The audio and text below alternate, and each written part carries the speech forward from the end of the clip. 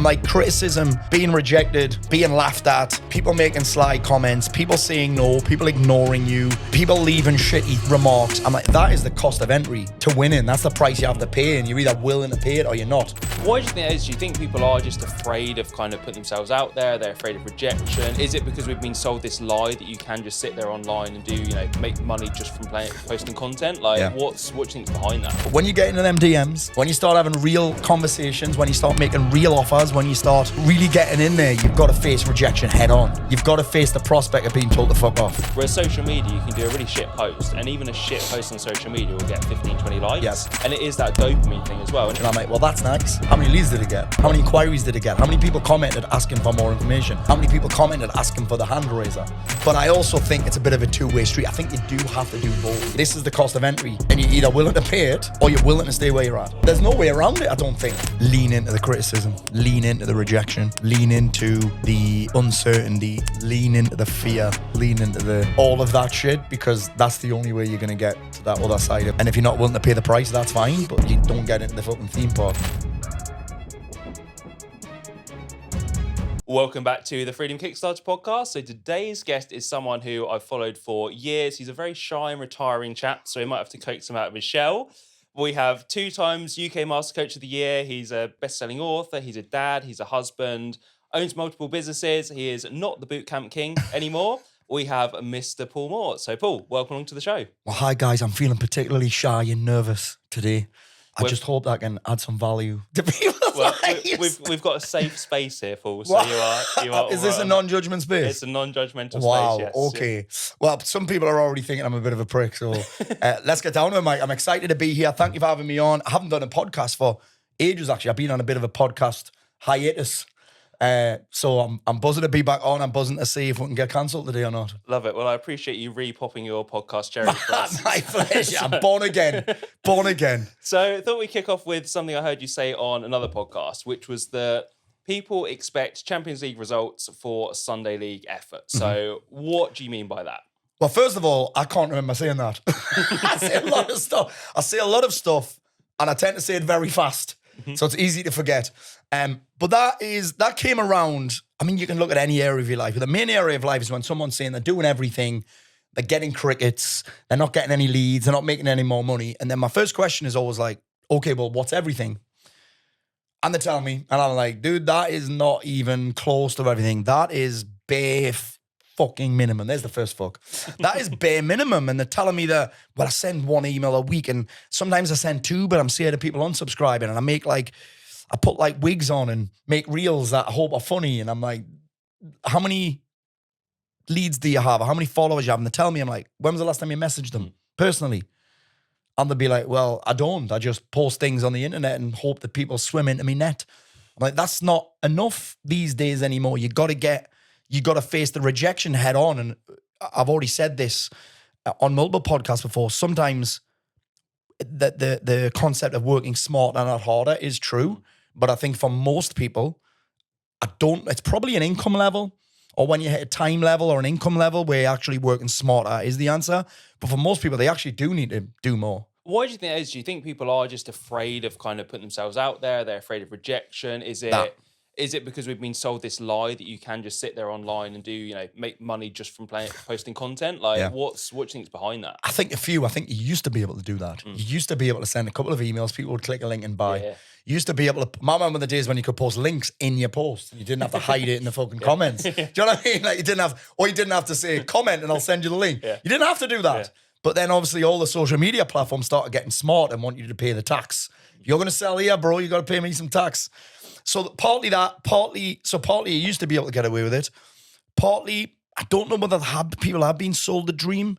I think it's just this fear of rejection. Like you think about making a post on social media, even you get a like on that. Someone's going to like it. You might get a bit of criticism, but you can just block and delete that, right? Yeah. But when you get into them DMs, when you start having real conversations, when you start making real offers, when you start really getting in there, you've got to face rejection head on.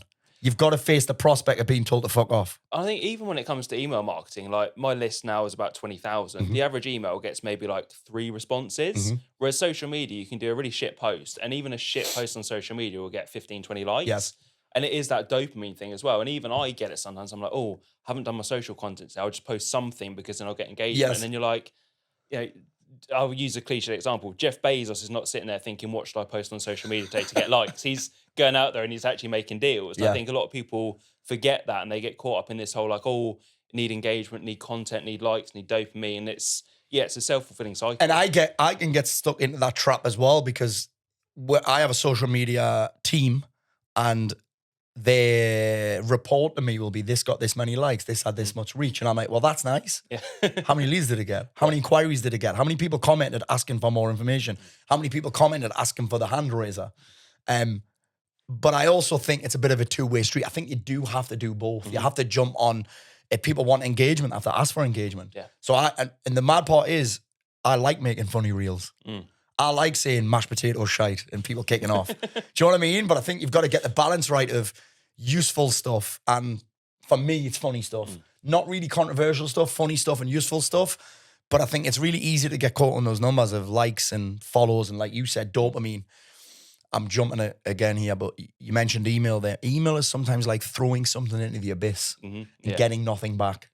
You can see who's opened it, but it's difficult to get those replies. You can see who's clicked a link, but then sometimes people don't do things. It's just it's a weird gauge because you don't get a round of applause when you send an email. Yeah. Like a like on a post is like, nice, well done. And you never get that in email. I remember one of my business mentors said to me a few years ago, he was working with a guy and the guy had an email list of about 70,000.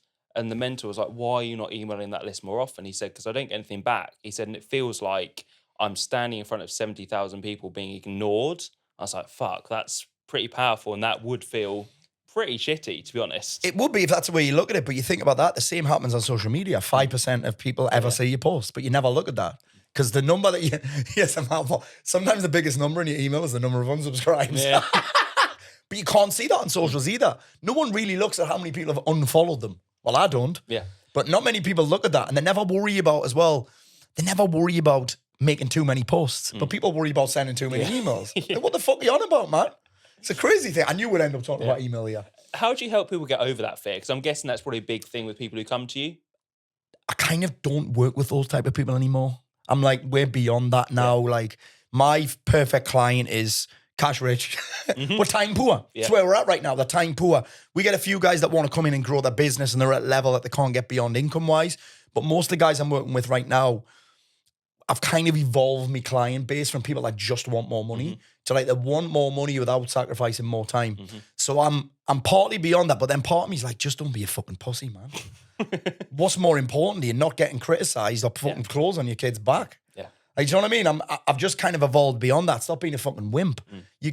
I'm like, criticism, being rejected, being laughed at, people making sly comments, people saying no, people ignoring you, people leaving shitty remarks. I'm like, that is the cost of entry to winning. That's the price you have to pay, and you're either willing to pay it or you're not. I have a whole keynote just on that. I do a full 60-minute keynote on stage where all I talk about is this is the cost of entry, and you're either willing to pay it or you're willing to stay where you're at. There's no way around it, I don't think. And it is that kind of thing, but it's very cliched, but very few people who are doing better than you are going to take time to criticise you.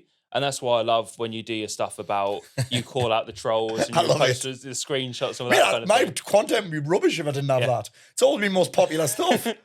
And it's just mad. Like I find it odd how we put so much scope into people's opinions who we either just don't know or clearly are wasting time on the internet just being angry. And it's kind of normal though, innit? Like, I don't think we ever want to feel rejected or like, you think about this instinct that we've got. I don't want to be the guy who's not around the fucking the campfire with me furs on. Do you know what I mean? Having hunted a saber-toothed tiger. I want a bit of that saber-toothed tiger, bro. Yeah. But then you don't want to be kicked out of the village. So it's kind of natural. But I remember something, I can't remember who said it to me. It was probably one of those Wake Up Warrior guys back in the day, 2014. And I want to be liked. Everyone said, oh, Paul doesn't give a fuck what people think, but I do. I only give a fuck what certain people think, and I want to be liked. But then someone said to me, do you like everyone? And I was like, fuck no. I do not like everybody. And they're like, well, why would everyone like you? And that was legit. You know, like it sounds corny this, but you know, like a bulb goes off in your head? That's what that felt like. And I was like, oh, well, if I don't like everyone, why would everyone like me? You know what I mean? It's understandable now.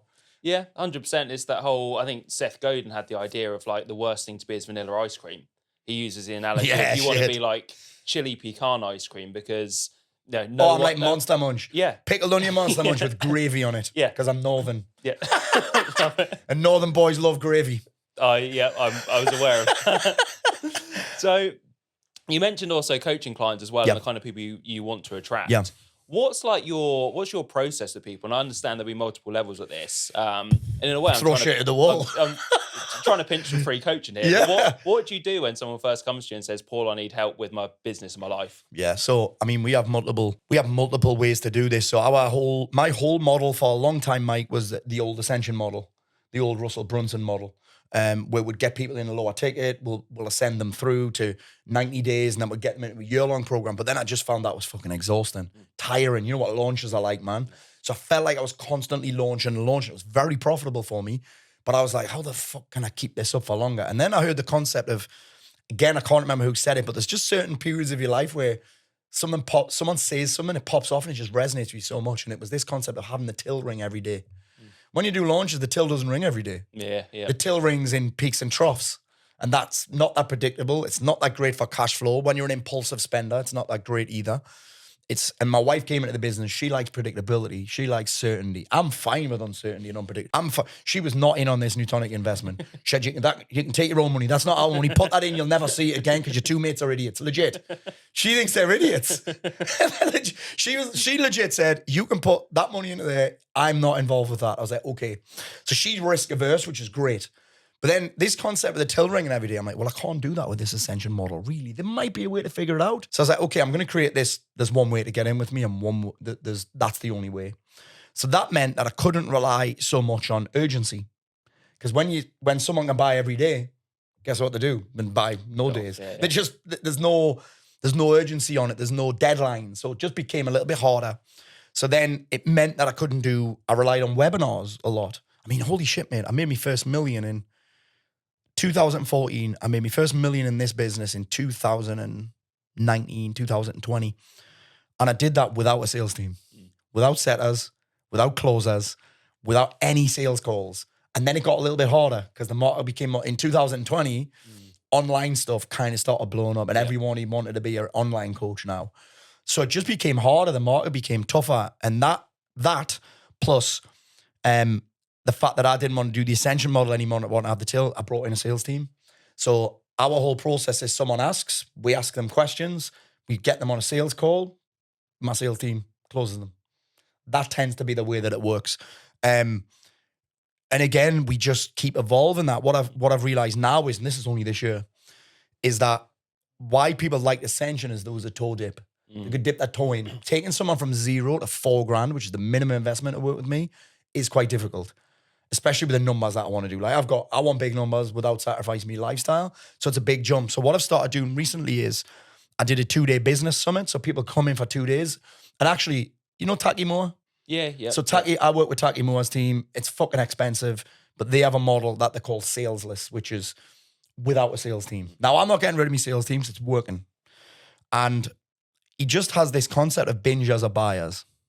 When people binge your content, they tend to buy. So the faster you can get them to binge, the better. And I suppose that's why webinars used to work. I suppose that's why a toe dip plus a binge in something worked. So I ran this 2-day business summit. We had 27 non-clients in the room and 17 of them bought Alliance. So they came to the summit, paid £300 to be there and bought the next thing. And then I invited guests to a session that I'm running. I'll invite guests to a session, a day workshop that I'm running anyway for my clients. I'll invite them along. We had 11 there the other week. I think 7 of them bought. This is not a hard pitch. This is just now I'm like, okay, that's my version of bingers or buyers. If you come in a room with me and my people, you would be fucking mental to leave and not want to stay. Yeah. Do you know what I mean? It's almost addictive. It's why the fuck wouldn't I want to be part of this fucking mental cult of mental people that are all similar to me, that are all a bit fucking nuts, that have businesses, that are ambitious, that love the banter, that love the crack, that don't get offended easily, that usually like some form of fighting or football. Do you know what I mean? We're basically a bunch of fucking middle-aged angry white men.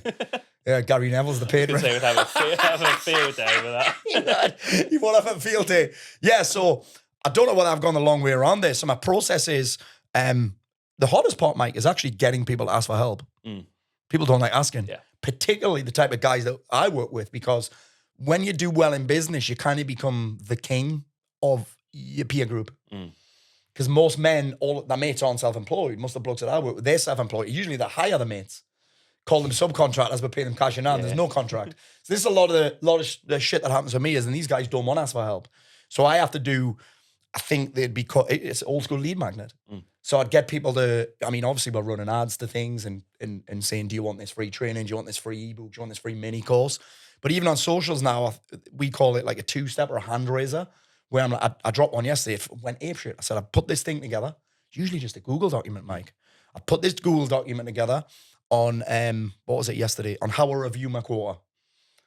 If you want it, it's for business and life. If you want it, comment below or DM me. And we get people to raise their hand. And that's kind of their mini version of saying something's not quite right. And then I can get into the other questions. So I'm almost going to them. They're not going to come to me and ask for help. I've got clients paying me thousands of pounds that are scared to ask for help.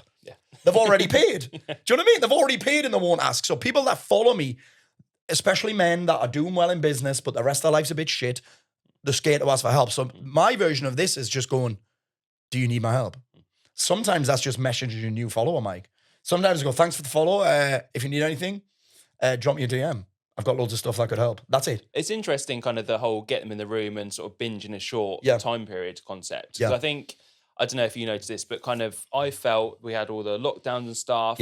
After that, people kind of almost liked doing the Zoom thing, doing the online thing for a while. Hey, like just on a side note, Mike, sorry. Can you remember them guys that ran an online gym session and there was a guy wanking off? Yes. Can you remember that, bro? Sorry, you brought it up and I was like, I have to bring this up with Mike because I know he was wanking. There was definitely some interesting times during. Sorry for interrupting you. Right. All good.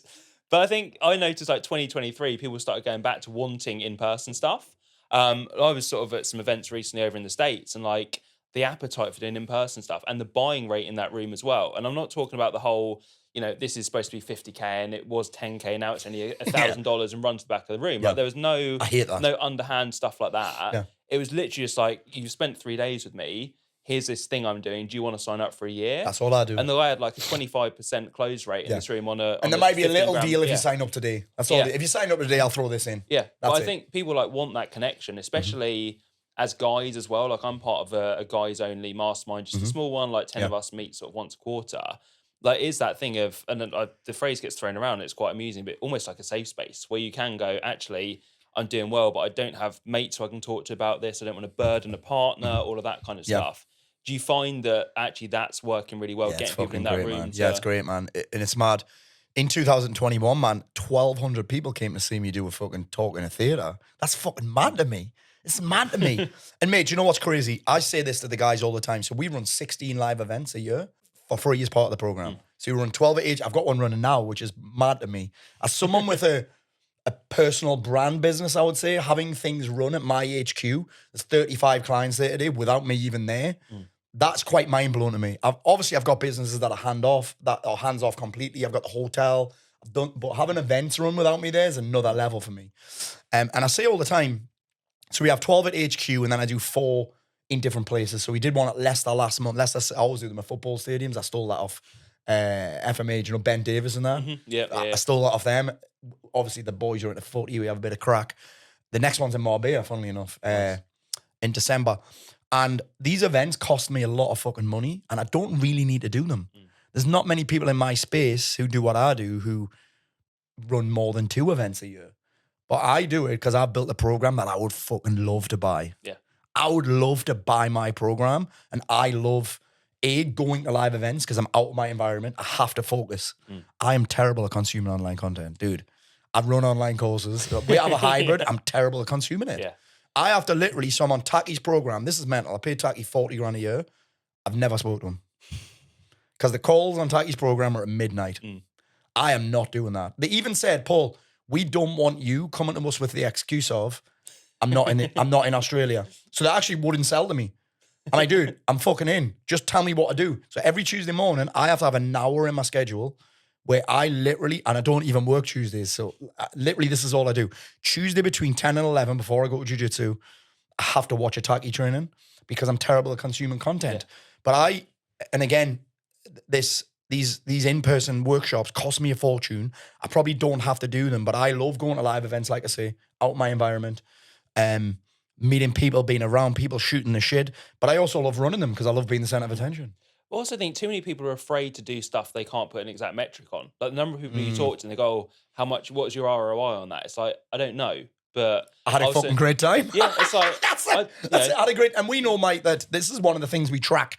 So we're trying to build this on AI now, like an engagement tracker for customers. So we know that when people come to events, they stay longer.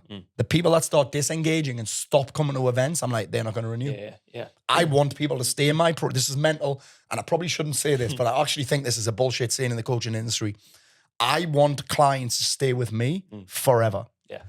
Not just because it's great money, it's great for recurring revenue, but I'm like, well, I'm getting better. When people say, oh, your clients should surpass you, I'm like, stop being lazy, cunt. Yeah. Stop being lazy, cunt. If my clients go past me, that's because I've slowed down. Yeah. Do you know what I mean? I'm like, I want to lead by example. That's what leaders do, I think. The lead by example, which means if I'm not growing and they go past me, that's me being a lazy cunt. Yeah. Get what I'm saying? I think that's a bit of a bullshit saying in the coaching industry. Yeah, it's kind of crazy to me as well that it's that when you talk about kind of ongoing value, delivering that, it's like everyone's on about new clients, new leads all the time. I did a launch recently, like 2/3 of people had bought other stuff from me. Beautiful. One guy, I did a mini launch just after. One guy bought it. I messaged him and went, do you realise you've already bought this from me? But he was like, oh, sorry, I just saw you were doing something. I bought it. I'm like, you're my type of customer. Mate, I refunded him, but... I love it. We had 8 people yesterday who booked this Marbella for something to get a hotel in Marbella to run an event, a Hard Rock. I had to prepay for 50 rooms. And I'm like, listen, I'll pay for the event. I'll give up. I am not paying for you fuckers to stay here. You don't pay me enough money. So we've had 8 people yesterday who booked it twice. Nice. You booked it a month ago and they're so excited because I'm pushing. I want a massive event there. I want a big event, loads of people in Marbella, Christmas time, karaoke's, Mike's gym, great crack. And 8 people booked it again. But yeah, man, I do want people to stay forever. Why wouldn't I want to create a program that's so good that they never leave? Yeah. It's never the same. We get guests in every month. We run fucking, no one runs events like us. Like, I mean, I did see my friend, you know Kennedy, right? Yeah, he came Kennedy, on, about a month ago, Kennedy's, I've known Kennedy for 20 years, by the way. Yeah, he's a mad cunt. Kennedy produces my live show. I bet you didn't know that. Okay. No, I didn't. Because he's in the theatre. Yeah. And I saw a video of him coming on stage. He wasn't actually coming on stage. Sorry, bro. That's the after dark version. He was appearing on stage. He was appearing on stage and it was at the Entrepreneur Circle. Yeah. Bro, he had fucking fireworks and everything. Literally, he looked like he was coming into a Royal Rumble. Looked like he was coming into WrestleMania, and I was like, actually, I need that at my next event. But yeah, it's like I say, I want people to stay forever. I want them to think, why would I go anywhere else? I think people call it like pain of disconnect. Yeah. I want them to have a pain of disconnect. I want them to think, in fact, I invite them to look at other programs. I'm like, go somewhere else. There is nothing like what we do here. Like, I love that. Yeah. And over the years, you've kind of had, I guess, several different businesses. Like, I've had several different versions of me, Mike. You know this. You know what I mean? So your backstory's fairly varied. But how do you decide like where to spend your energy? Is it a case of what you're enjoying? Does money come into it? Like, is it a blend? Fuck yeah, I love money, man. Yeah, I love money. I love the fact that the more money I'm being paid, the more families' lives I'm changing, or the more families' lives are being changed. Because I don't do the work. I just facilitated. I almost said I hold the space there, but that's fucking. We just hold. We have actually quite a high level of accountability. I actually think that I'm the only coach in the world that has a paying client who's blocked them on all platforms. Because I'm saying, where's your work? Why haven't you submitted this? Why haven't you submitted your results this week? Why haven't you checked in? And then he just blocked me on everything. Still pays, but he's just isn't that crazy? Yeah. So I've gone off track. Yeah.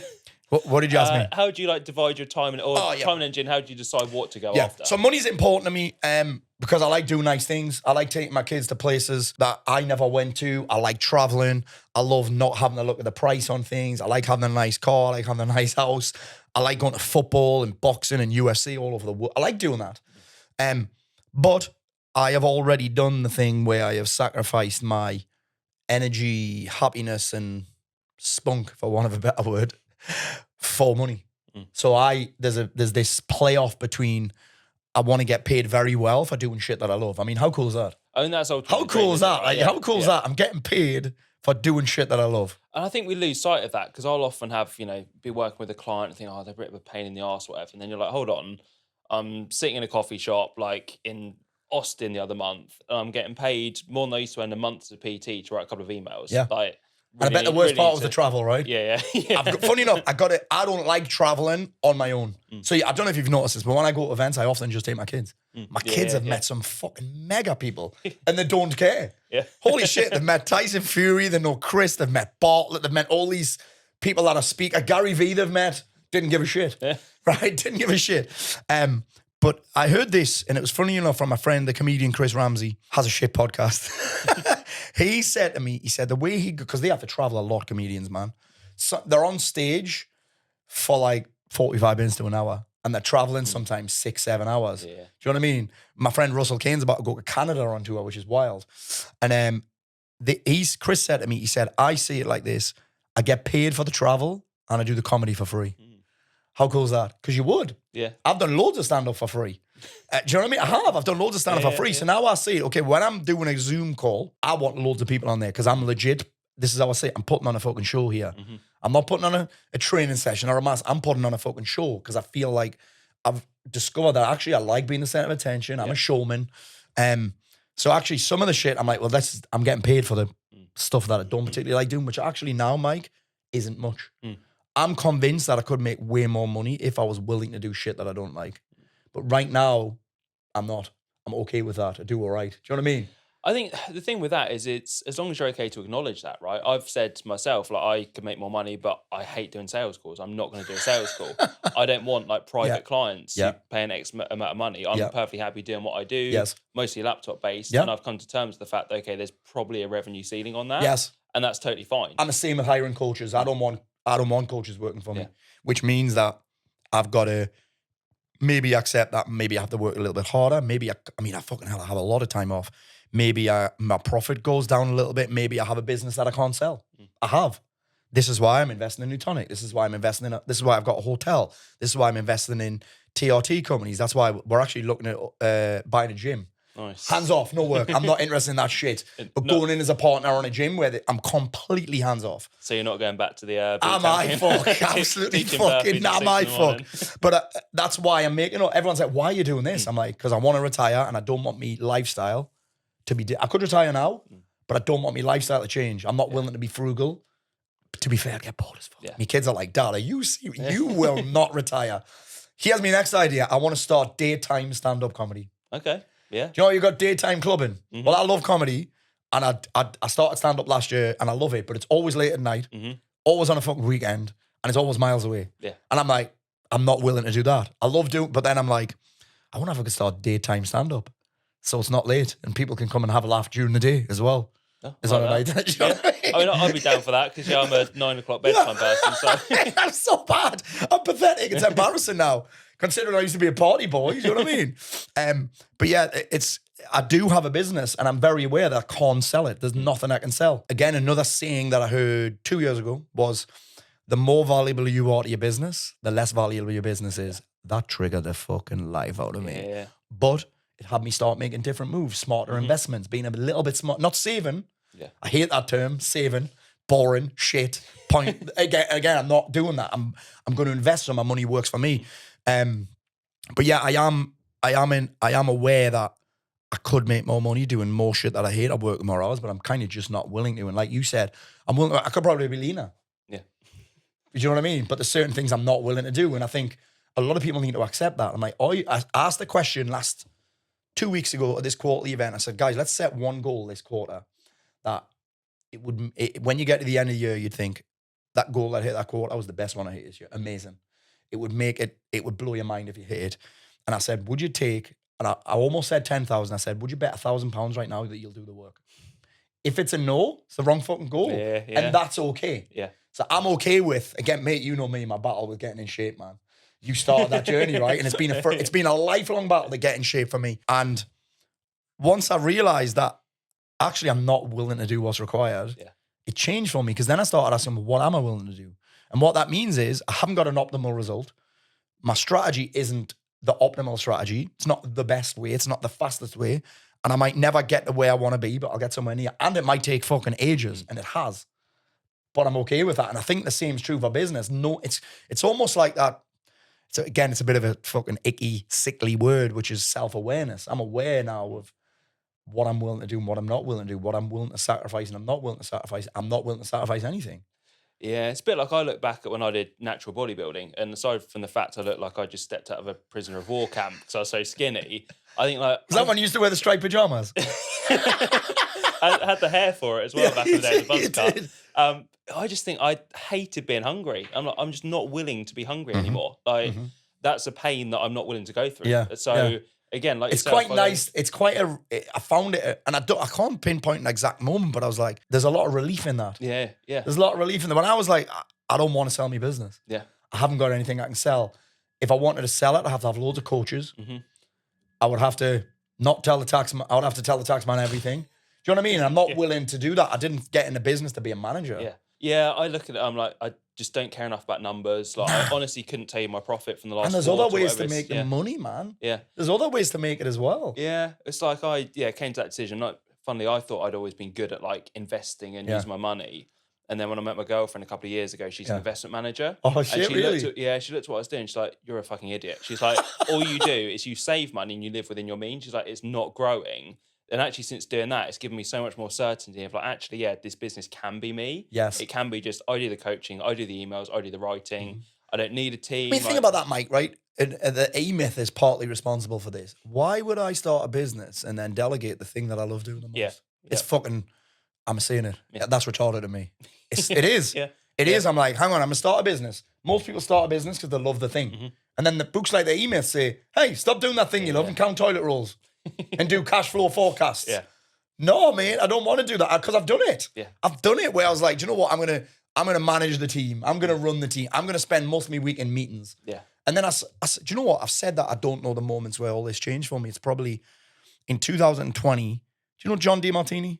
Dr. John DeMartini. I went on a course with him. I read his book, The Values Factor, a great book. And it's all about values, not in the sense of loyalty and honesty and that. Those are, he calls them social idealisms. I'm like, well, they're personality traits that we try and live by. His thing on values is the thing that you naturally, your brain will naturally prioritize them. My brain naturally prioritizes performing, showing off a bit, football, jiu-jitsu, travel, banter. There's certain things it doesn't prioritize. So why would I, and this changed my whole thing. I'm heavy ADHD, unmedicated, you might have noticed, right? But that stopped being a problem for me when I only do things that I'm fucking interested in. It was an interest problem for me.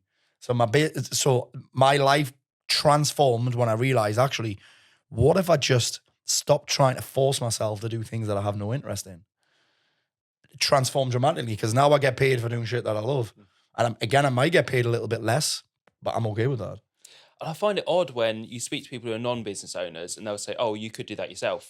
Why are you paying someone to do that? And you're like, because I don't enjoy it. Because it should. And they think, well, that's not a good reason because in jobs you have to do stuff you don't enjoy. And I'm like, no, I want to enjoy 90% of what I do. Yeah, I don't That's enjoy... the number. That would be my number as well, be 90. I'm trying to get it up to 95. I'm always pushing. Yeah, so, and, I don't enjoy... There are certain meetings I can't get out of. Like, I am the CEO. I can't get out of all of them. Yeah, and as you say, there's, a certain amount of shit you have to eat to do all right. But if I wake up more than maybe one morning every couple of months thinking, oh, fuck, I don't want to do this today. I'm like, something's wrong in this business. And whether that means no one's gone into business, Mike, to do things that they hate. Yeah. If you want to do that, get a fucking job. Yeah. But it's mad. I was just going to say there, one of the things I used to hate doing was PowerPoint slides, right? And then I hated it. I used to have to, literally, I would have to lock myself in a hotel room to get PowerPoint slides. And then I discovered Canva and ChatGPT, right? Now I have so much fun creating slides, man. Because you can just make ChatGPT make fucked up pictures of you. Do you know what I mean? I can make fucked up pictures of me as a fucking centaur. Do you know what I mean? It's mad, right? So my slides take me twice as long, but I have 10 times more fun. And I'm okay with that. And then I love it when I bring up a slide at an event and everyone starts laughing at it. Yeah. I've now made slides fun, which is cool. But talking about staff and team, we actually do this with my team as well. I don't really want my team doing shit that they hate either. So I have a happy team that never asks for overtime, that never have the quote on at 5 to 5, that if they need to come in, they'll come in. Sometimes they'll work extra and I don't even ask them to. They shouldn't really need to be fair. But I'm like, when I hire a new member of staff, when I need a new team member, I want the rest of the team to write down the things that they love doing and the things that they don't. And then I'm going to hire somebody to do the things that they don't like doing. Nice. Love that. And then I just keep repeating that process. That's why people stay. That's why my team perform. That's why my office, we laugh at things we shouldn't laugh at. Right? We do all the time. Mate, my office is disgusting. There's dildos everywhere. Legit, there'll be someone will find a dildo in that. That's my favorite thing. I'll hide one, like I'll put a toilet roll on top of the dildo and someone will be in the toilet right now and they'll be like, what the fuck is this? We have a lot of fun. And that's part of the secret is that I don't really want them doing things they don't. When they first come in, they'll probably have to. Yeah. But then eventually, if I'm going to grow, because there's always somebody that likes what I don't. Yeah. Like my team get fucking, this is terrible. They get like, I'm not saying it. They love spreadsheets, right? They love spreadsheets. I hate a spreadsheet. It makes me feel ill. My brain can't, my ADHD brain's like, I get uncomfortable. I start shifting in the seat, but they love spreadsheets. Some people love tidying up. Yeah. I am the messiest man on earth. But like, and some people like editing videos. I couldn't think of anything fucking worse. Do you know what I mean? Yeah, I heard someone refer to it, and you can take this any way you want, but starter or a finisher. And I very much realised I'm a starter. Yes. So I like big ideas. I Me like too. drafting stuff. You tell me You to like go, the launch bit. Yeah, Yeah. you tell me to go through and edit something. I'll put that off till I've done literally everything else. Yeah. Like I could have, done the washing up and I never watch anything back. alphabetize my clothes or something before I go and do that. Yeah. Whereas in one of my businesses, my business partner Jamie, he's much more of a details guy. He loves like page design. He loves editing. He loves going, oh, have you tried tweaking that word to that word? I'm like, no, because I can't stand that. I'm the same. And I think you need that in a business. Yeah, I to do find someone too. who complements. Well, dude, me and my wife are polar opposite. My two kids, polar opposite to each other. That's why they hate each other. But we're polar opposite. She loves all the things that I hate. She loves the details. She likes meetings. She wants to know all of the information. So she's great for investments, actually. Mate, I was about to sign a contract on a hotel, and there's a major flaw in the contract. I would not have known. I was just like, yeah, I'm in. Didn't even read it. My wife was like, Paul, give me a look at that contract. And it was our money this one, so it's a big investment. And she's looked at it and she's like, you're fucking stupid. Yeah. But I need that. She hates being on stage. I love it. Yeah. She likes having a plan minute by fucking minute. I don't enjoy that. So when we run an event, it's perfect as well because she's like, I need the agenda fucking 6 weeks in advance. I need to know what time the lunch is. I need to know what people, I couldn't give a fuck what people eat for. They can go to Greg's for all I fucking care. Do you know what I mean? But that combination is actually quite magic. Yeah. And I've got another two team members that are in the office right now. One of them's detail orientated, OCD as fuck. The other one makes a lot of mistakes, but gets a lot done. Yeah, yeah. The other one gets less done. It's kind of a magical cocktail. Have you ever gone into a venture thinking like this can be amazing, it's gonna be great, realised you actually hated it, and then there's been a point where you had to go, I just need to bin this off, like never mind what I've invested so far, my time, anything like that? Yeah. I mean, the one that I can think of, you remember Marketing Muscle Inner Circle, the paper newsletter? Yeah. I don't know. I mean, that was very profitable business, mate. I just closed it down. It was 30 grand a fucking month. However, it was me, not that. Do you know what I mean? That was me. That wasn't, if I could do that again, you know what it's like, the paper newsletter. It's fucking great, man. And that business was uber profitable. It's where I first started coaching Smith. Do you know what I mean? It went very well for me. And then I'm not going to say I got ill because I didn't. I treated myself like shit and ended up rock bottom. And that business was just like, I was looking for something to blame. We're always looking for somewhere, it must be that. Now I look back at it like, it fucking wasn't that. It was me. I kind of wish I still had that because there was no videos. To be fair, now I probably have to do reels and videos to get attention. But in terms of production, it was easy. Yeah. So that's one. The second one was the one that I was telling you about before, the sponsorship, where I started it. I was like, nah, this is not for me, man. Making long form content, getting paid hardly any money for it. I was just like, it's not for me, man. It's almost like I had a boss. I can't think of many others, man. And again, I think it's just this self-awareness. Yeah. If I'm not going to love it, I'm not going to do it.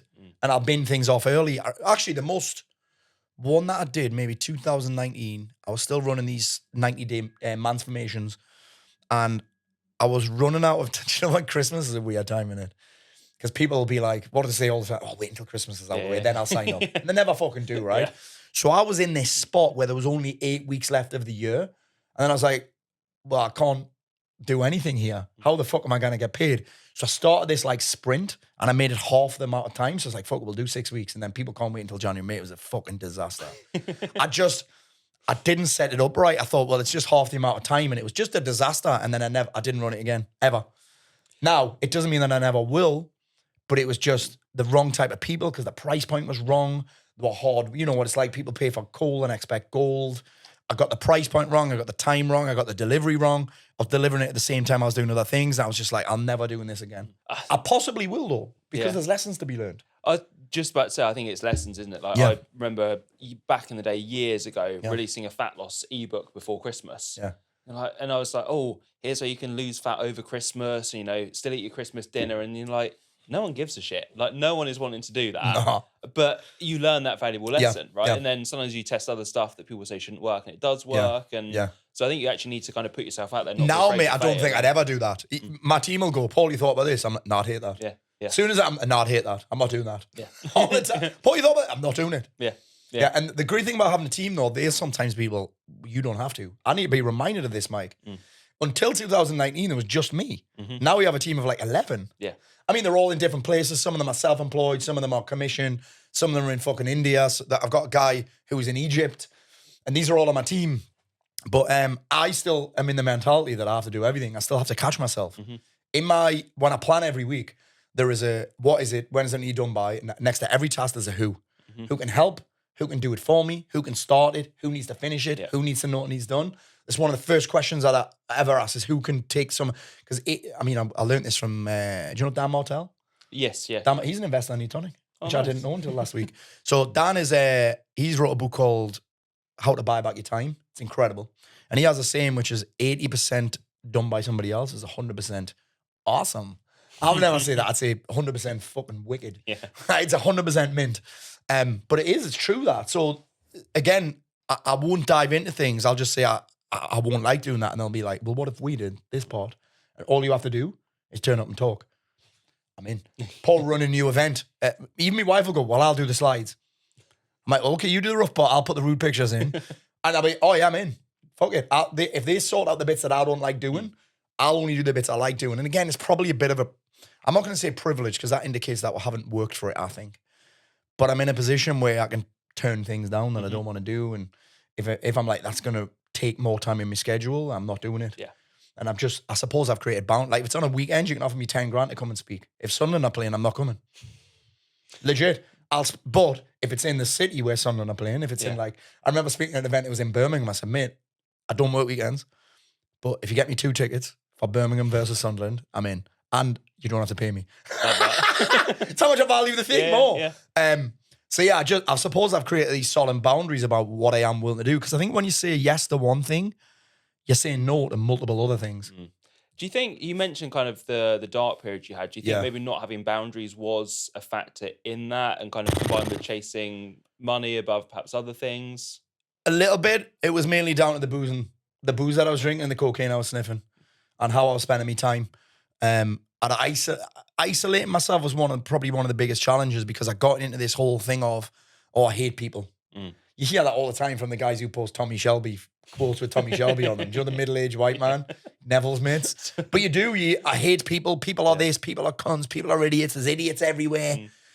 I'm like, well, I did that. I cut out all the toxic people from your life. I cut out so many toxic and negative people that was only me left. And then I realized, well, maybe I'm the common denominator here. Maybe I'm the problem. And I was. So part of it was the booze, part of it was the sniff, part of it was the isolation.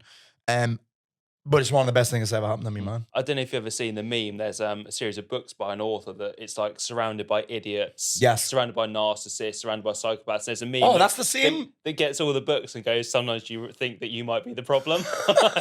Yeah. If I've heard a better quote, which is like, if everyone's a cunt, maybe you're the cunt. Yeah. Well, it's like being the stinky kid at school. If there's no stinky kid at school, it's probably you, the stinky kid. That is true. Well, that is true. That is absolutely true. You can never smell your own sweat. Yeah, it's mad. And just one thing I want to ask as well, like, why do you think, and this goes back to your sort of posting the trolling pictures and that kind of thing, why do you think that people almost get angry at other people's success a lot of the time? I think it's a bit of a mirror of what they could be doing. I think it's obviously a little bit of jealousy. And I almost feel like people are sitting on their phones waiting to be enraged. They're waiting for something that energizes them. And for some people, the only way they can get energy and feel a sense of purpose is by attacking other people. I don't really even think it's about the other people. I think it is about them. It makes them feel better. They get a sense of purpose. I mean, mate, you know that Tattle Life? Have you seen that? No. Oh, bro. This is a forum where the whole premise is to attack other people. There's whole threads about me. There's things in there that I was like, how have you even made that up?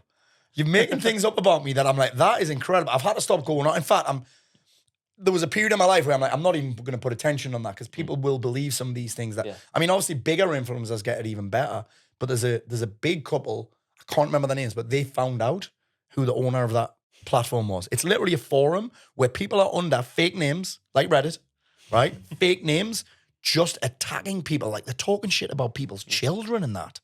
I mean, imagine how sad your life must be if imagine all your friends knew you did that. Imagine all your friends knew you were on a forum under a fake name, literally just bad-mouthing and calling other people names. It's fucking embarrassing that. But I think they do it because it's how they get a sense of purpose. This is why I think people are obsessed with talking about politics. It's how they get their energy. They feel part of something. Do you know what I mean? They feel part of something. It gives them energy. It gives them a sense of purpose because they don't have one. And it's kind of how mainstream media still keeps in business, I think, in terms of, fear and rage are the two biggest things that they can sell. Get people wound up, get people angry, get them frightened. Like we Keeps them on their platform. And I've found that I like to think I'm fairly level-headed, generally don't get too wound up. But even I've found when I'm in a generally negative state, it will be sitting there scrolling stuff. I'll even look up, I don't like this journalist, what are they saying? And you catch yourself and you go, what are you doing? It's mad, isn't it? It's not making you better. It's always when your energy's low as well. Yeah. And I think it's just so, to use a very overused word, it's so toxic, like it's not helping. But I also find that I'm just like, I would hate me if I was them too. Yeah. And I think a lot of the time it's, I would hate me. Yeah. And it's people who've tried to do something and not succeeded themselves. They think if you've done it, there can't possibly be an ethical, obvious way that you've done it. It must be that you've conned someone, you've cheated them, you're lying about your results. I'm like, what a weird way to go through life. Very weird way. I'd see someone talking about... Justifying their own lack of effort, their own lack of fucking courage. Yeah. And I think it's just, again, that's one of the downsides. I will fight a troll one day, just so you know. I will have a charity fight with a troll one day. I can see it in my future. I did hear you say... So if you fucking want some, let's go. I did hear you say that you've posted about people can come to your address. I mean, it's a bit Billy Big Balls and that. Like, I'm not even good at fighting, but I would like to consider myself better than the average troll. Yeah. Do you know what I mean? Yeah. Who lives in his mum's fucking basement and always has a picture of a dog as his profile picture. I'm like, I thought dogs made you happy. Legit. Every single time, I'm like, picture of a dog on his profile picture. Yeah. And I usually respond with, wow, a dog that can type. That's fucking incredible. But yeah, I will one day, I know for a fact that I will end up having a fight with a troll just for the crack, just for charity, I think Mike Tyson, I don't even know if he said it, which is the whole thing is the internet's got people too comfortable talking shit without getting punched in the face. Yeah. I'd love to do it one day. I'd love to do not of anger, just as like, well, let's see how fucking tough you are, mate. Let's go. You know what I mean?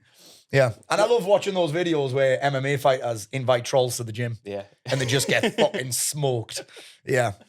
One thing I want to ask as well, what do you think is the biggest misconception people have about coaching? Because in sort of our world online, it's kind of normal. Yeah. If I say to someone in the normal world, I'm getting coaching, people are like, oh, are you ill? Like therapy? And it's, what do you think people get wrong about it? Oh, that's a great question, Michael. You did say you weren't going to ask any shit questions. That is not a shit question. So I believe that part of it is they think that the coach is going to do the work for them. Mm-hmm. They think it's going to be easy. They think that they don't have to make that many changes.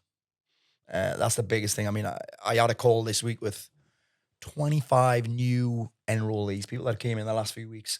So normally we do one-to-one on board with one of my team. Just, the housekeeping, like log in here and the calls. I'm not doing that shit.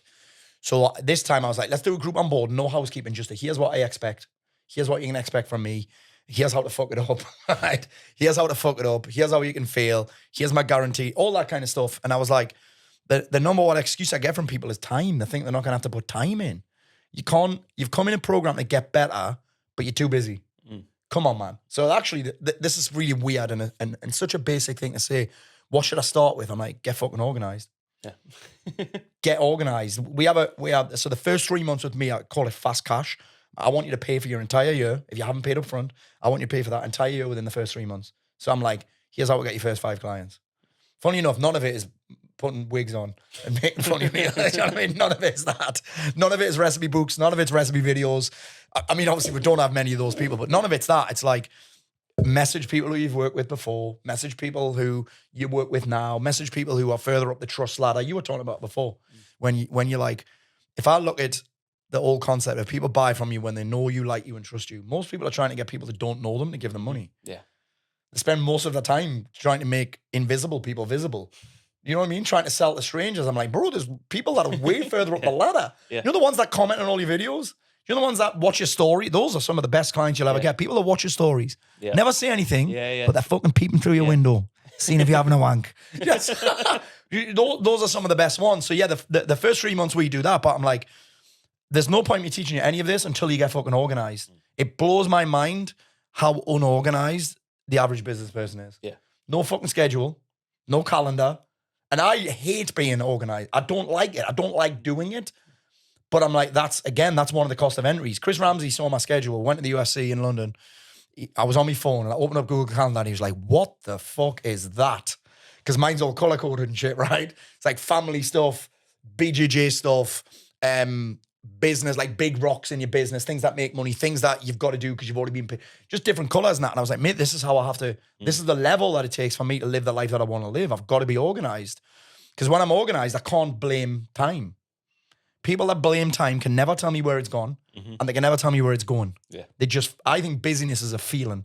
A full schedule is one thing. Busyness is just a feeling, and it becomes an out for people. So probably they think it's not going to take much time. And it does. It takes getting fucking organized. It's almost like, and I don't like the word time management really, but you got to be fucking ruthless. Yeah. You got to be ruthless with your time, the higher a level you get. So that's probably the biggest misconception is it's not going to take as much effort as the thing it does. It's one of those things where it's so easy for time to slip away. And I say that as someone I think is fairly productive with their time. But I know if every time I sit down to work, I go and check my email, check my socials, you go, that's like 15 minutes gone. If I do 4 work blocks a day, that's an hour of basically doing fuck all. It's not got me close to anything. Bro, imagine my brain. Dude, imagine my brain. But what I was saying before is that the ADHD symptoms very rarely show up when I'm doing shit that I love doing. Very rarely. Yeah. There'll not be this need to check when I'm doing something that I love doing. Why would I need to check? Yeah. I've got this obsession with checking at the minute. Yeah. That's what most people spend all of the time checking. Checking emails, checking Facebook, checking the DMs, checking WhatsApp, checking the comments, checking Instagram, checking LinkedIn, checking their bank account. Yeah. And then all the way back to the start. And I think that's how people spend most of the time. Check. And I've fallen into that trap for when you think, oh, I've got these things sort of sitting in that corner of my mind. Once they're out of the way, then I can work on the big stuff. Yeah. And you go, actually, that's just not the way to do it. That's why I like going on flights because it's me too. You know, it's not the nicest place to work necessarily, but I won't do the Wi-Fi and I'll just sit there and go like, right, what have I got to work through? And you just do it because you're like, I think it is quite a nice place to sit. It's a different. I love setting goals on flights because I'm thinking bigger. Yeah. Do you know what I mean? I don't like setting goals in my home environment because it's like a shark in a tank analogy, right? I'm like, I'm surrounded by things from my past year. If I go in a nice hotel and set goals, I'm setting, I'm getting a helicopter next year and shit. I'm setting Alan Barrett goals. Do you know what I mean? So I love doing that. But working on a flight, man, is dynamite. One of my clients actually messaged yesterday. He said, Paul, he's from Yorkshire, so he's Abu Dhabi. I'm in Abu Dhabi and I'm coming back. Can you have one of your team send me that training that you did so I can download it to do on the flight? Nice. And it was funny enough, it was a goal setting one. It's 20 minutes. I need you to sit down and do this. And he's like, I want to do it on a flight. It's almost like I've trained my clients to work. Because I think distraction is sometimes a decision. It's not a fucking disease. It's a decision. You are putting yourself in an environment that is full of distractions. Yeah. I did a video recently about that brick thing. You know the brick thing? Yeah. I lost it, actually. I lost it on a train, funnily enough. And now I've got it's in my pocket. I've now got this one, the padlock. Nice. Now, people say, well, why don't you just use apps like Opal or Freedom? I'm like, because I can override them easily. Yeah. With the padlock, mate, I padlock it. I block myself out of all the social media because I haven't got that willpower. I haven't got that. I will check. Yeah. I'll guarantee it. I'm not the discipline guy. And then I'll just put this in the car. And then I can't override the apps. I can't override it because it's in the fucking car. And I'm like, oh my God. I could go to the car and check, but let's just get this done. Yeah. But it's very rarely a problem if I'm doing a task and an activity that I'm naturally motivated to do. It's not a thing. Which I suppose comes back to, again, do you enjoy 80 to 90% of your business? If you do, Yeah. fucking crack Not on a with problem. it. It's not a problem. Yeah. Not a problem. But yeah, the biggest misconception, like I say, about coaching is the time and effort that is required. People are like, why is it 12 months? I'm like, because that's how long it's going to take. Yeah. It's not just the fact that I want you to work with you. I want 12 months. Yeah. I want to work. In fact, I want it to be fucking 4 or 5 years, mate. Yeah. I want you to be here forever. It takes 12 months. It's going to take 12 months. The results that you've told me you want will take 12 months. Yeah. I'll make as much money as I can in the first 3 months. And then after that, it's going to take fucking work because your business is a mess. Yeah. They're making a lot of money usually, but the business is a mess. No systems, no processes, can't go on holiday. When they're all on holiday, they're checking their fucking phone all the time. Their wife fucking hates them. They never get their dick sucked. The kids think they're full of shit. Do you know what I mean? They've got tits. Men are meant to have tits. Like, do you know what I mean? You just called out about 90% of listeners. But yeah, But totally true. the guys who are in the program will tell you exactly that. What's your biggest problem? And they'll list those things. That's how I know. Because I've been that guy. Yeah. I've been that guy. So, that is going to take a lot of work. Yeah. The money bit's the easiest part to solve. It is the easiest part to solve. It involves talking to people and asking for money. That's the easiest. A lot of people think it's the hardest part to solve, but in the grand scheme of things, there'll be some point in your life where it is the hardest part to solve.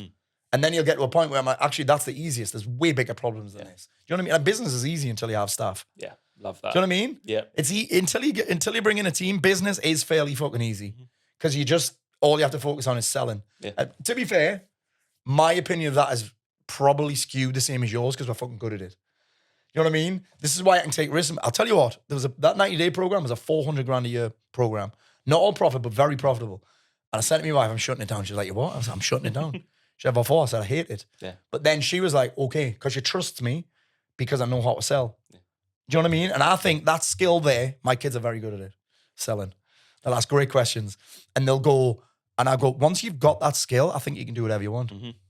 I always think like it's the one thing, if your back was up against the wall, you would be able to do it. So actually, if you had to do it to save your life, whatever, mate, like what a most great people point. can. It's everyone, and you know, I did a little mini training yesterday for the guys. I'm like, why do you stop doing? Why do we stop doing what's working? Yeah. And I'm like, because you're not uncomfortable anymore. Yeah. You get this thing where you want to get out of pain and go towards pleasure. Yeah. And there's always a point halfway through where people stop. And it's like the pleasure's not that big a deal anymore. Yeah. And they're not in pain anymore. So they hit this kind of comfort line. Yeah. And I'm like, I was on Zoom and I said, hands up, who, when they need to make money, can make it. Every single one of them was like, yeah. Every single time the back's been against the wall, it's been on the line, they've made sales. Yeah. It's when they don't need it that it starts to become a challenge for them. Yeah. It's the same as like health, I suppose. People can get in shape when they need to. But it's like the want sometimes is just, it's not that huge a deal. Yeah. Because then, well, at least I'm not as fat as him. Yeah. Do you know what I mean? At least I'm not as broke as I was. Yeah, and I think it's difficult. It's one of those things, well, one of the best things I've ever read for this is there's a book called A Year of Living Biblically that was A.J. Jacobs tried to do a whole year living by the rules of the Old Testament. And he said, it's one of those things where I'm not going to get a big payoff from doing it. And the pain of failing is not that massive. So what I'm going to do, he's a Jewish guy. And he said, I'm going to write a check to the American Nazi Party for $10,000. Gave it to a mate and said, if I fail, you have to post this. Wow. And with that, all the donations gone to public register. So it was like the pain of failing now has gone from being That's like man. To all of a sudden. That's what I did with the boozing. So I tried, I was like, I'm going to do a year. It wasn't a problem for me. This is what people, I get a lot of shit for this. They're like, well, drinking wasn't a problem for you when you did a year booze free. I drank 5 or 6 times a year. I mean, what they don't know is that I fucking sent it. When I drank 5 or 6 times a year, I was fucking sending it. I'm sure you can imagine. And I tried it a couple of times and lasted until February or March at the end of the quarter. Normally, that's when I do it. And then I was like, even my wife said, why are you doing that? You don't even drink that much. I was like, I just want to see if I can. Yeah. But because the need wasn't huge, I was like, how can I make this a game? So I just told everyone. I legit said, I'm going to go a year booze free. And I give a shit what people think and I want to be liked. So I was like, every time I felt like breaking it, I was like, I'm going to have to tell everyone if I do. Yeah. And I wasn't willing to do that. And then I got, the day that I was on a year booze free was the 21st of December, 2022. I was a year in. I actually bought booze. I bought Cafe Patron, which is now out of production. Cafe Patron. I bought like 8 cans of Stella and proper Geordie. 8 cans of White Peter. I've said that. I've said it. Fuck it. I can't take it back. 8 cans of White Peter. And I didn't drink it. I was like, nah, what am I going to say tomorrow? And I didn't want to feel like shit. And I'm nearly 4 years deep now. Nice. So it's that whole thing about creating, I call it creating leverage. It's almost, I would call that I would call it positive peer pressure. Yeah. It's this little fear of looking like a dick. Everyone has that, by the way. We all have this fear of failing. I just use it as fuel rather than a fucking a crutch or an excuse. Do you know what I mean? Yeah. So I was telling everybody about those jiu-jitsu comps, and when I lose, and people love it when I lose it. Maybe most popular post was, hey, I got fucking smashed at jiu-jitsu again the weekend. Someone nearly pulled me arm off. Oh, someone jumped me unconscious. Oh, we love that. Me most popular post. I'm like, guys, what about the wins that I'm having? Yeah, fuck that. So yeah, it's mad, man. But yeah, it's the whole kind of public accountability thing, the whole fear of failure. I'm so scared that's why I make it public. Yeah. You know what I mean? Yeah. And then if you don't fail, you get a fucking flex. You know what I mean? If you don't, I've got a flex now. And mate, there's so many people, and this is a real honor for me, and it feels weird that there's so many people who follow me to stop drinking because I did. They're like, well, if this fucking idiot can do it, I can do that. There's a guy on Sky Sports, Simon Thomas, he used to be on Blue Peter. Yeah. He stopped drinking because I did. Oh, really? Nice. And he's like 2 weeks behind me. I mean, you'll catch me one day. Yeah. But there's so many people that have done it and I'm like, wow, that's crazy. Yeah.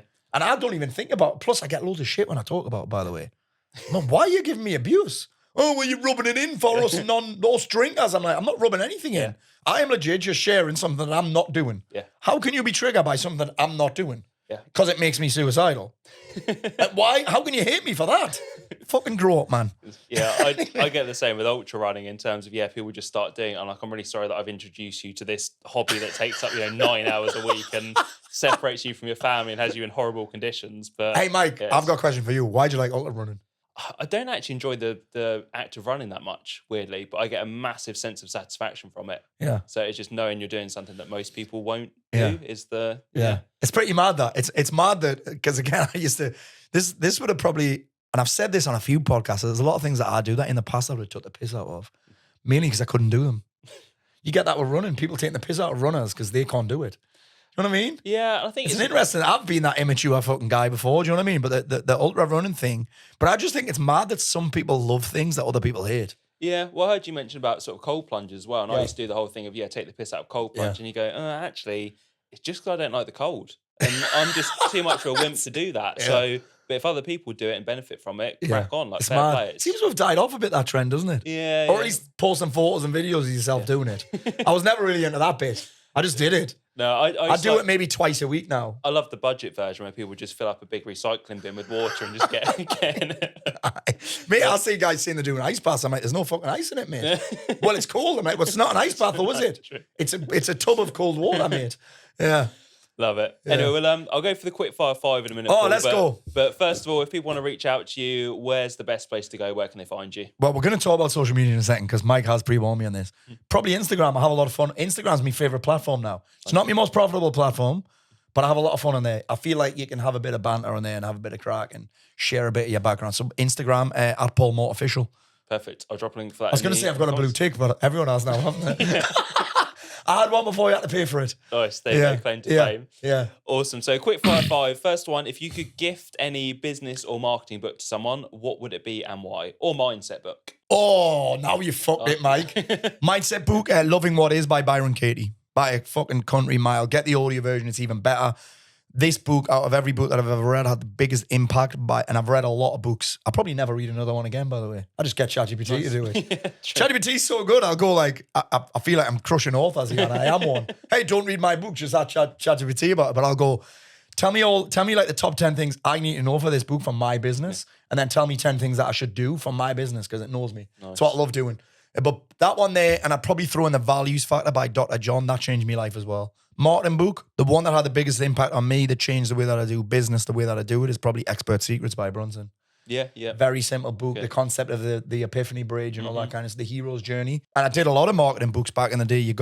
I'm just going to throw books at you now. Any of the Dan Kennedy ones. I love Dan Sullivan's books as well, the ones that he does with Benjamin Hardy, Who Not How and that. But if it was the one that had the biggest impact on me, 2018, I read Expert Secrets, my business went like that. Nice one. Amazing. Yeah. We're going for a coffee and I'm buying. What's your coffee order? Black Americano. Perfect. Good man. Because I'm not a middle-aged lesbian. no Sorry, bro. No oat milk, no matcha. No fucking oat milk, no fucking flappuccino or whatever it's called. You know what I mean? I'm a fucking northern bloke. Good and man. Black coffee is the closest thing to gravy you can get. Exactly. Perfect. Question 3 is: you're hosting a dinner party and can invite any 3 people, living or dead. Who do you want to invite? Gordon Ramsay, number one. I've got a man crush on Gordon Ramsay. Nice. I had his business partner on my podcast, which is mad, Matt Abe. Gordon Ramsay, I would say. Robbins, listen, no matter what people say about me, still the fucking king of what I do. Mm-hmm. He always has been. He was the pioneer. He lives on a fucking island in a castle. Yeah. Like, he's the example of, actually, this is legit. And do you know, my third one, I don't really have heroes, it's not my thing. I would have, right now, a footballer called Granit Xhaka. Sunderland's captain, the sexiest footballer I've ever seen play in my entire life of supporting Sunderland. He's the sexiest footballer I've ever seen. That might happen one day. I'm trying to make these connections with I wouldn't put it past you to get those. Well, I'm friends with the actual club captain. Okay. But since we've spent 150, welcome in the football podcast. We've spent 150 million quid in the summer. My friend's now not playing. But he knows Granite. So Who knows? And I'm friends with Gordon's business partner. I don't really know anyone. Actually, my old coach, Nikki V, she worked for Tony Robbins for 20 years. So you never know, that could happen. It could happen this time next year, Rodney. Yes. Question 4 is, you can get rid of any social media platform. Which one are you going to get rid of and why? Facebook, except it's very profitable from an ads point of view, but it would be Facebook the current mile. It's turning into a cesspit of middle-aged, angry people. I'm not going to say the white man thing because it's full of angry middle-aged people who are looking for a fight. Mm-hmm. They are online doing nothing but looking for a fight. They're not looking to be educated. They're not even entertained on Facebook. It's not even an entertainment platform anymore. No. It's a place to pick a fight with strangers. Yeah. Yeah. Good reason. It would be X, but I got rid of that a long time ago. Do you know what I mean? It would have been LinkedIn, but actually I've started bantering on LinkedIn. Actually, if you get around the right people, and you kind of curate your own LinkedIn, don't you? I think LinkedIn, as long as you don't take it seriously, and actually if one of your goals is winding up people who do take it seriously, and that find sort of... Me winding people up, mate. Come on, man. Yeah, it's the whole, this, my child this morning said, made a comment on Keynesian economic theory, and you're like, did they fuck? My child just fucking grunted at me this morning. You okay, son?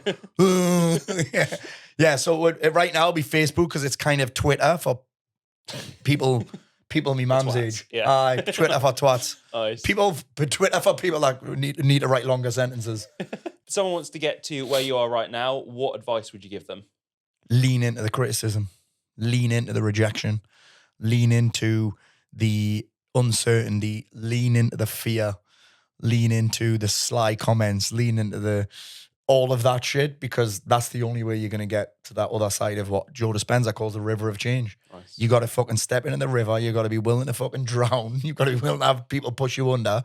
And if you're not willing to pay the price, that's fine, but you don't get into the fucking theme park. You don't get to where anyone who's where you want to be is without that. So get comfortable being uncomfortable, basically. Get uncomfortable with people chatting shit. That's legit it. That's legit it. Pretty much the best business advice that you can end on for that. So love it. Amazing. Thank you, mate. Really appreciate your time. Thank you, sir. That was awesome. Sharing your expertise. And yeah, I'd 100% recommend people reaching out to Paul, grab his book, check out your Instagram. Thank you, sir. Oh, well, actually, Mike, I'll have a little plug here. January. So this January 2025, my first published hardback book came out. It did very well on Amazon. It was in Waterstones, W.H. Smith, but we've actually just done the paperback deal. So from January 2026, we're going to be in train stations and airports. Amazing. So if you're not easily offended, which if you're still listening, you're not, grab that book, January 2026. It's called Upgrade. It's called Upgrade by Paul Mort. There you go. Love it. Definitely grab that. And thanks again, Paul. Really appreciate it. Thank you, sir. And catch you guys on the next one.